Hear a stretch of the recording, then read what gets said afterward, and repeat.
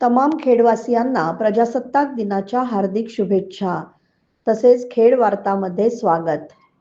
सुरुवातीला एक नजर आजच्या ठळक घडामोडींवर. महाराष्ट्र राज्याचे उपमुख्यमंत्री नामदार अजितदादा पवार यांचं बारामती या ठिकाणी विमान अपघातात दुर्दैवी निधन. अजितदादा पवार यांना नगराध्यक्षा माधवीताई बुटाला यांची श्रद्धांजली. अजितदादा एक निर्भीड व स्पष्ट व्यक्तिमत्व, मंत्री भरत शेठ गोगावले. राज्याचे झुंजार नेतृत्व हरपलं, माजी नगराध्यक्ष स्नेहल जगताप. आणि जिल्हा परिषद केंद्र शाळा चिंचघर दस्तुरी या शाळेने राबवला परसबागेचा उपक्रम. आता पाहूया सविस्तर वृत्त. राज्याचे उपमुख्यमंत्री अजितदादा पवार यांचं सकाळी विमान अपघातात दुःखद निधन झालं. हा अपघात इतका भीषण होता की विमान जळून खाक झालं. अजितदादा पवारांसह Mumbai PSO Vidip Jadhav, pilot captain Sumit Kapoor, captain Sambhavi Pathak, Pinki Mali, flight attendant होते. या सर्वांचा अपघातात मृत्यू झाला. मुंबईहून सकाळी 8:10 विमान निघालं आणि 8:50 पोहोचलं. 40 मिनिटांचा प्रवास होता. आज बारामतीमध्ये उपमुख्यमंत्री अजित पवारांच्या 4 सभा होणार होत्या. जिल्हा परिषद आणि पंचायत समिती निवडणूक प्रचारासाठी या सभांचं आयोजन करण्यात आलं होतं. या सभा रद्द करण्यात आल्या असून राज्याचे मुख्यमंत्री यांनी कोकण दौरा रद्द केलाय. तसेच 3 दिवसांचा शासकीय दुखवटा जाहीर करण्यात आला आहे. महाराष्ट्र राज्याचे उपमुख्यमंत्री नामदार अजितदादा पवार यांना खेडच्या नगराध्यक्षा सौ माधवीताई बुटाला यांनी श्रद्धांजली अर्पण केली. नमस्कार. आजचा दिवस खूप वाईट दिवस आहे. आपले सर्वांचे लाडके उपमुख्यमंत्री अजितदादा पवार यांचं विमान अपघाती निधन झालं आहे. मी माझ्या संपूर्ण खेड नगर परिषदेच्या वतीने भावपूर्ण श्रद्धांजली अर्पित करते. महाराष्ट्र राज्याचे उपमुख्यमंत्री नामदार अजितदादा पवार यांचं आज सकाळी बारामती या ठिकाणी विमान अपघातात दुर्दैवी निधन झालं. खेड नगर परिषदेसाठी लागणारा निधी असेल किंवा कोरोना काळात नामदार अजितदादा यांनी दिलेली मदत असेल, या सर्व आठवणींना उजाळा देत भाजप नेते तथा माजी नगराध्यक्ष वैभवजी खेडेकर यांनी अतिशय भावनिक होत उपमुख्यमंत्री अजितदादा यांना भावपूर्ण श्रद्धांजली अर्पण केली. महाराष्ट्र राज्याचे उपमुख्यमंत्री आणि राष्ट्रवादी काँग्रेस पक्षाचे अध्यक्ष अजितदादा पवार यांचं आज दुर्दैवी अपघाती निधन झालं.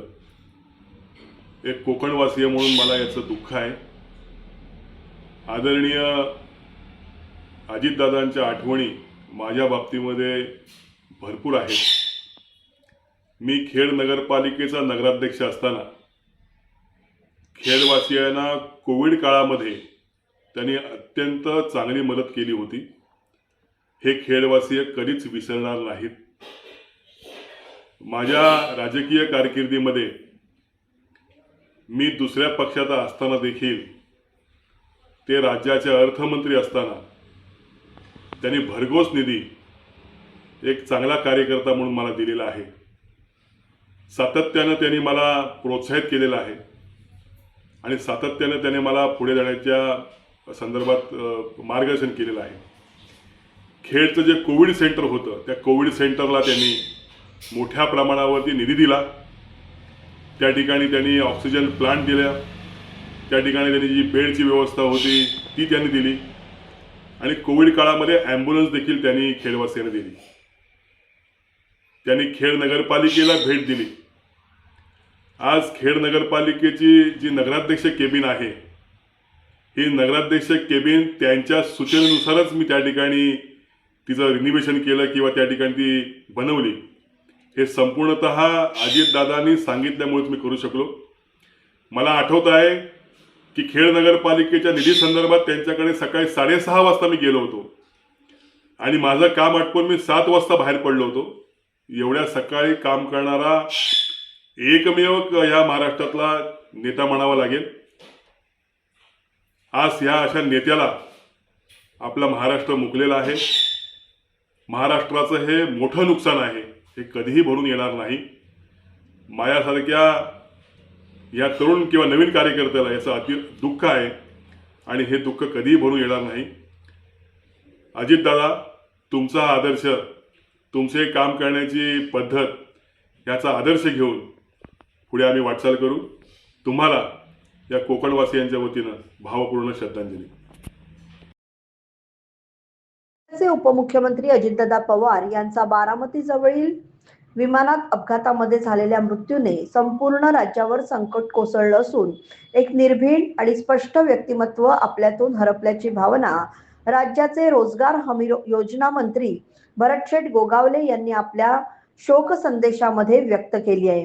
असा दुर्दैवी मृत्यू कुणाच्या आयुष्यात येऊ नये, मात्र विधी लिखित कुणी टाळू शकत नाही. आपण तमाम जनतेच्या वतीने अजितदादांना भावपूर्ण श्रद्धांजली अर्पण करतो, अशा शब्दात त्यांनी आपल्या भावना व्यक्त केल्या. अपघातामध्ये राज्याचे उपमुख्यमंत्री आदरणीय अजितदादा पवार यांचं अत्यंत या अपघातामध्ये दुर्दैवी निधन झालं.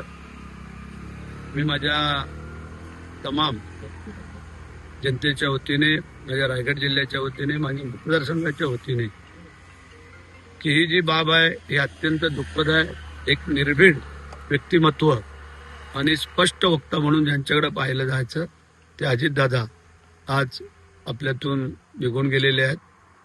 अत्यंत मनाला वेदना देणारी बाब आहे आणि अशी दुर्दैवी घटना फार कोणाच्या आयुष्यात येऊ नये, परंतु विधिलिखित कोणाला टाळता येत नाही आहे. आणि आज अजितदादा गेले, मी त्यांना भावपूर्ण श्रद्धांजली अर्पण करतो.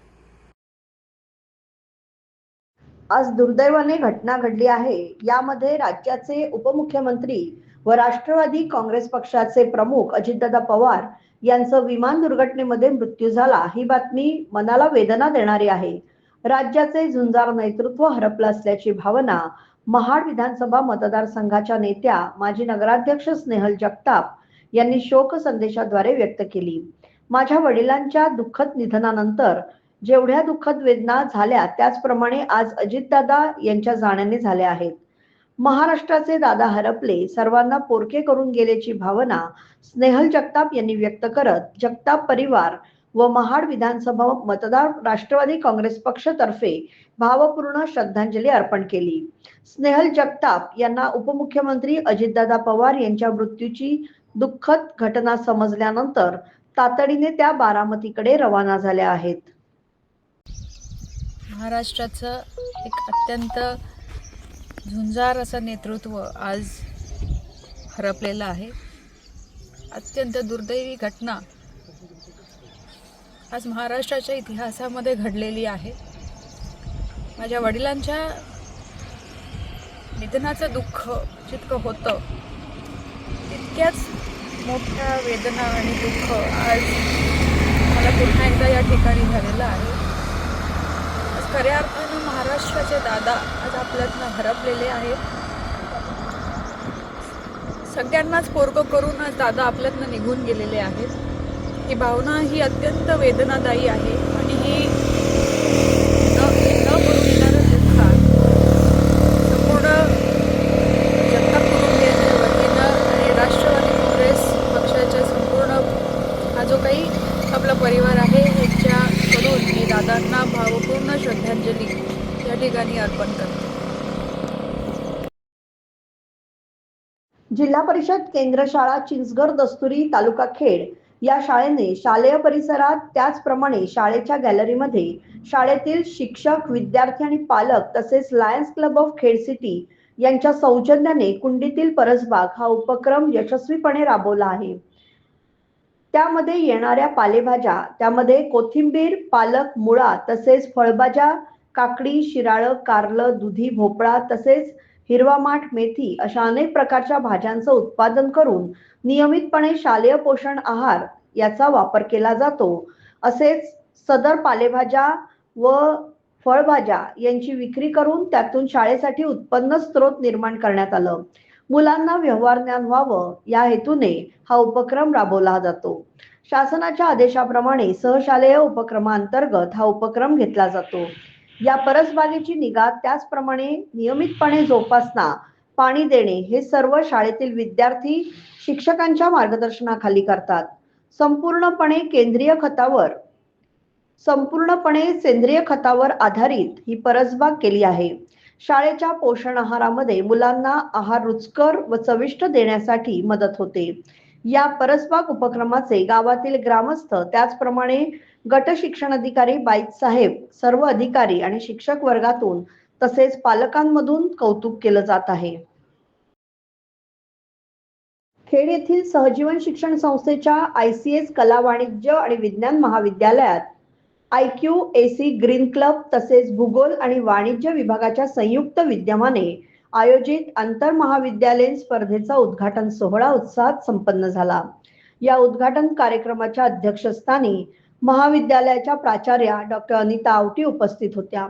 यावेळी IQAC समन्वयक प्रोफेसर डॉक्टर आयुब शेख, वाणिज्य विभाग प्रमुख डॉक्टर CR साळुंखे, प्राणीशास्त्र विभागाचे डॉक्टर RS भालेराव आदी मान्यवरांची प्रमुख उपस्थिती लाभली. या स्पर्धेस रत्नागिरी जिल्ह्यातील विविध महाविद्यालयांमधून विद्यार्थ्यांनी मोठ्या प्रमाणावर सहभाग नोंदवला.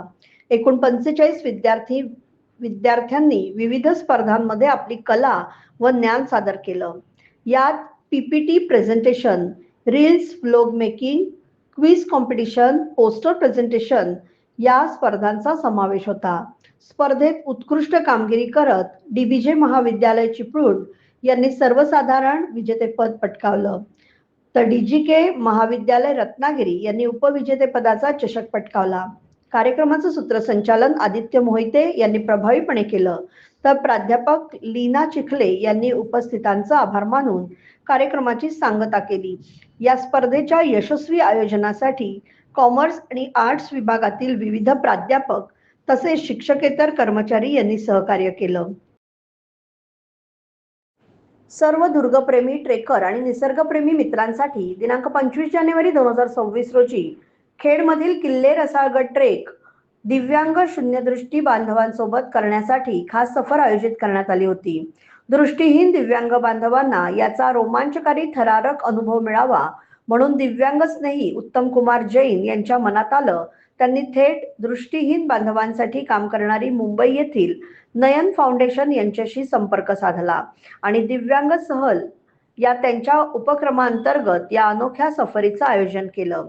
त्यांनी अशा सर्व धाडसी, आत्मविश्वासपूर्ण व्यक्तींना एकत्र आणलं आणि 1-2 नव्हे तर तब्बल 80 अंध व्यक्ती तयार झाल्या. कुणी बँकेत नोकरी करणारे तर कुणी व्यवसाय करणारे, कुणी प्रायव्हेट जॉब करणारे तर कुणी विद्यार्थी, असे 18 ते 50 वयोगटातील सर्व अंध बांधव रसाळगडकडे निघाले. खेड येथील महाराजा प्रतिष्ठानने गडावर सुखरूप नेण्याची, गडावर जेवण बनवून देणे इत्यादी कामाची जबाबदारी घेतली.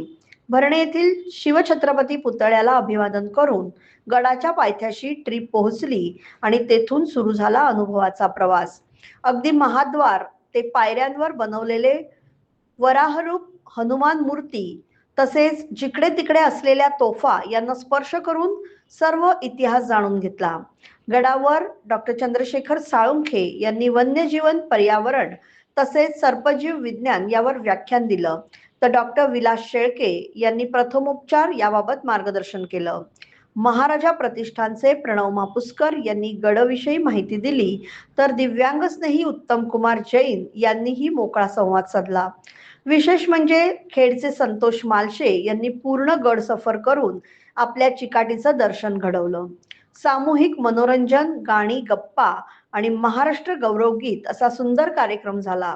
नंतर सर्व सहभागींना सन्मानपत्र दिलं गेलं.